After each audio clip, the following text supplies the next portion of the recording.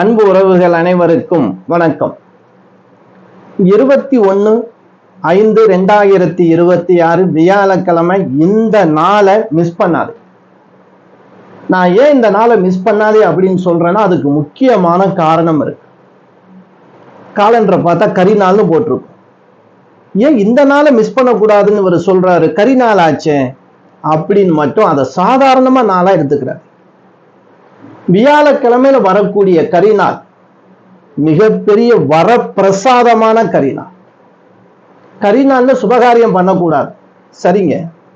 பிரச்சனைகள் 1000 இருக்கு இல்லையா? நமக்கு 1000கணக்குல பிரச்சனைகள் இருக்கு. பிரச்சனைகள்லாம் தீரணும்னு அங்க போறோம் இங்க போறோம் என்னென்னமோ பண்றோம். நான் சொல்ற விஷயத்தை கொஞ்சம் செஞ்சு பாருங்களேன். எவ்வளவோ அன்பு உறவுகள் இன்னைக்கு போன் பண்ணி, ஐயா உங்களுடைய பரிகார தகவலை நம்ம கேட்டு செய்யும் போது எங்களுக்கு நிறைவா இருக்கு, ரொம்ப நல்ல விஷயமா இருக்கு, எங்களுக்கு பிடிச்சிருக்கு, நாங்க செய்யறோம், எங்களுக்கு நல்லது நடக்குது அப்படின்னு சொல்லும் போது இன்னும் அதிவேகமா பலன் தரக்கூடிய நாளையும் அந்த யோகத்தையும் நம்ம பார்த்துக்கிட்டே இருக்கு. ஒவ்வொரு நாளும் பார்த்துக்கிட்டே இருப்பேன். இந்த வியாழக்கிழமை கரி நாள் அப்படிங்கிறது ஒரு சாதாரணமான நாள் கிடையாது. இந்த கரி நாள்ல சுபகாரியம் செய்யக்கூடாது, எல்லோருக்கும் தெரியும். ஆனா கரிநாள்ல செய்யக்கூடிய பரிகாரம் இருக்கு பாருங்க, பல மடங்கு பலன் தரும். அதனால இந்த கரிநாள்ல பரிகாரம் பண்ணுவாங்க.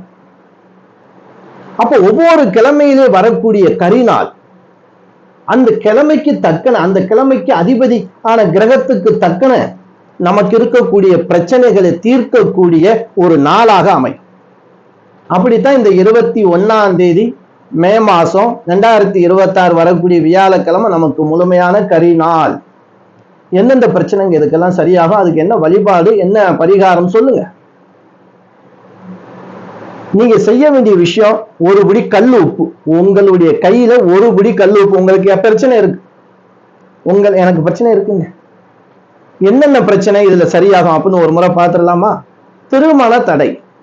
ஏன்னா குருங்கிறதா, குரு பலன் பார்க்கிறோம் இல்லையா? குருங்கிறது திருமணம். திருமணத்துல ரொம்ப தடை இருக்குங்க. வரன் பார்க்கறாங்க, பேசுறாங்க, அதுக்கப்புறம் பேச்சே காணோம். கையெல்லாம் நினைச்சிட்டு போனாங்க, அதுக்கப்புறம் ஒண்ணுமே சொல்லல. ஜாதகம்லாம் ரொம்ப வருது, ஆனா எங்க பொண்ணுக்கு பிடிக்கல, இல்ல என் பையனுக்கு பிடிக்கல. நிச்சயதார்த்தம் வரைக்கும் ஆச்சுங்க, நடக்கலைங்க. இப்படி எல்லாம் எத்தனை அன்பு உறவுகள் நம்ம கிட்ட சொல்லியிருக்கா. அப்ப அவங்களுக்காக நம்ம கொடுக்கக்கூடிய ஒரு எளிமையான பரிகாரத்தை தான் இந்த வீடியோல நான் சொல்ல போறேன். அதே போல குழந்தை பேர். திருமணம் ஆச்சு, வருஷங்கள் ஆகிட்டே இருக்கு, குழந்தை நிக்கலங்க, எங்களுக்கு குழந்தையுடைய அந்த பாக்கியம் வேண்டும் அப்படின்னு நீங்க நினைச்சிட்டு இருந்தாலும் இந்த பரிகாரத்தை செய். அடுத்து குரு பணம். ஏன்னா குருவை பொறுத்த வரைக்கும் நல்ல ஒரு பணத்தை கொடுக்கக்கூடிய செல்வ கிரகம்னு சொல்லுவாங்க. இப்ப பணத்துல உங்களுக்கு பிரச்சனை இருக்கு, கடன் பிரச்சனை, பண பிரச்சனை, கடன் பிரச்சனை தானே. அப்ப கடன் பிரச்சனை எனக்கு தலைக்கு மேல இருக்கு, கொடுத்த பணம் வராம இருக்கு, பணத்துல எனக்கு தோஷம் இருக்கு. தோஷம் என்ன? எவ்வளவுதான் பணம் சம்பாரிச்சு வீட்டுல வச்சாலும் தங்காது, எதையும் தேவையில்லாத விரயம் வந்துகிட்டே இருக்கும். இப்படி இருந்தாலும் சரி, சொந்தத்துக்குள்ள பகைங்க, பிள்ளைக்கும் அப்பாவுக்கும் பிடிக்கல, பிள்ளைக்கும் அம்மா அப்பாவுக்கும், இப்படி குடும்பத்துல ஆகாம சண்டை சச்சரவா போயிட்டு இருக்கா, இந்த பரிகாரம் உங்களுக்கு பலனை தரும். தொழிலையும் சரி, புதுசா நீங்க தொழிலுக்கு போனா தான் சம்பாதிக்க முடியும், ஆனா எல்லாமே வருமானம் தானே. அப்ப வியாழக்கிழமை இந்த மாதிரி பிரச்சனை உள்ளவங்களுக்கு இந்த பரிகாரத்தை நீங்க செய்யும் போது இந்த கரிநாள் 100% அந்த பலனை தரும். வேற சுபகாரியம் பண்ண முடியாது கரிநாள், ஆனா பரிகாரம் செய்தால் எதற்காக செய்ய வேண்டும், எந்த கிழமையில் இதை செய்தால் விசேஷம். அப்போ ஒவ்வொரு மாறி மாறி வரும் கரிநாள். நான் கண்டிப்பா இதுக்கான வீடியோ உங்களுக்கு தொடர்ந்து கொடுத்துட்டு வரேன். அன்பு உறவுகளே, இப்போ உங்களுக்கு ஒரு பிரச்சனை இருக்கு அப்படின்னா ஒரு புடி உங்க கையால ஒரு புடி கல் உப்பு எடுத்துக்கிறேங்க. ஒரு சின்ன பிளேட் ஒன்று எடுத்துக்கிறேங்க. இல்ல இலை இருந்தாலும் பிரச்சனை இல்லை, ஏன்னா வீட்டுலதான் இதை நம்ம செய்ய போறோம். வேற ஆலயத்துல செய்யற பரிகாரமா, வெளியில போய் செய்யற பரிகாரமா கிடையாது. உங்களுடைய இல்லத்துல, உங்களுடைய பூஜை அறையில முதல்ல விளக்கு கொளுத்தி வச்சுக்கிறேங்க. உங்க தெய்வத்தை எல்லாம் வேண்டி பிரார்த்தனை பண்ணிக்கிறேன். ஓரமா ஒரு இடத்துல உட்கார்ந்து செய்யக்கூடிய பரிகாரம் தான். அந்த ஒரு பிடி கல் உப்பு, ஒரு அகல், அதுக்கு ஊற்றக்கூடிய நெய், இல்லைன்னா எண்ணெய் ஊத்திக்கிறலாம், பஞ்சு திரி இருக்கு. அப்ப அந்த ஒரு பிடி கல் உப்பை கையில எடுத்து, அன்னைக்கு நாள் வியாழக்கிழமை இல்லையா, குரு தான் அதிபதி. குரு பகவான நினைச்சு, குருனா முருகரும் குருதான், சிவனும் குருதான், தட்சிணாமூர்த்தியும் சிவனுடைய அம்சம்தான், குருதான். அப்படி குரு பகவானை வேண்டி பிரார்த்தனை செஞ்சு, சித்தர்களையும் வேண்டி பிரார்த்தனை செய்யலாம். வேண்டி பிரார்த்தனை பண்ணிட்டு உங்களுடைய முன்னோர்களும் உங்களுக்கு குருதான். அப்படி முன்னோர்களை தெய்வமா வழிபட்டு இருக்கீங்க அப்படின்னா அவங்களையும் வேண்டி பிரார்த்தனை பண்ணிட்டு, குல தெய்வம் அவங்கள்தான் உங்களுக்கு ரொம்ப முக்கியமான குருவே.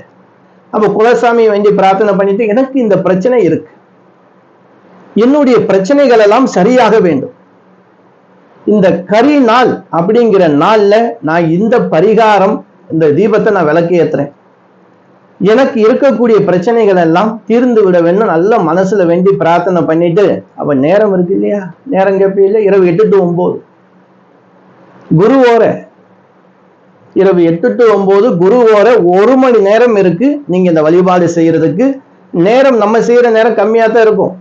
ஒருபடி அந்த கல்லு படுத்து பிரார்த்தனை பண்ணிட்டு அந்த தட்டுல வச்சு நல்லா அது மேல அகல வச்சு அதுல எண்ணெய் ஊற்றி திரி இட்டு அதுல விளக்கு கொளுத்தி வைங்க.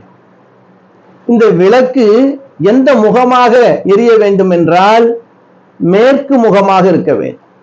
ஏன்னா இந்த மேற்கு சொல்லுவாங்க சனியுடைய ஆதிக்கம் நிறைந்த, சனிங்கிறது தாமதம், சனி திசையோ ஏதாவது நடந்து வச்சிருக்கல நம்மளுடைய ஜாதகத்துக்கு ரொம்ப தாமதமா மந்த நிலையா இருக்கும்.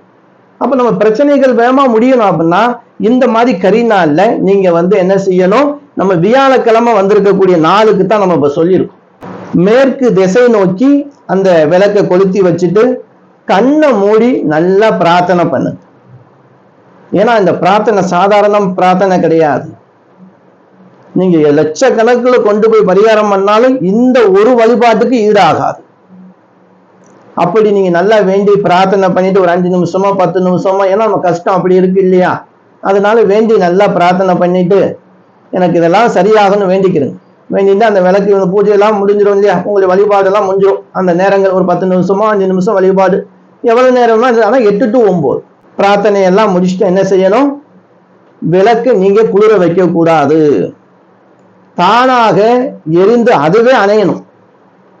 அப்பதான் நம்ம செஞ்ச அந்த பிரார்த்தனை கண்டிப்பாக நிறைய. கரிநாள் வீட்டுல விளக்கு ஏற்றும் போது என்ன செய்வோம், பூஜாரியில விளக்கு ஏற்றும் போது மலை ஏற்றணும்.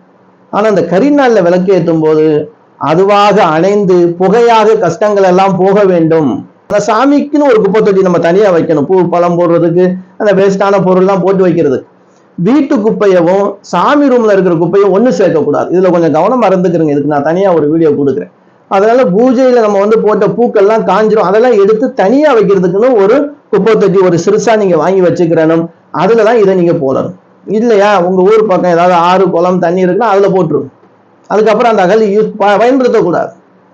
உப்பு என்ன பண்ணலாம், உப்பை நீர்ல போடுங்க, தண்ணியில போடுங்க, ஒரு பக்கெட்ல தண்ணியில கரைஞ்சிரும், தூக்கி ஊத்தி விட்டுருங்க.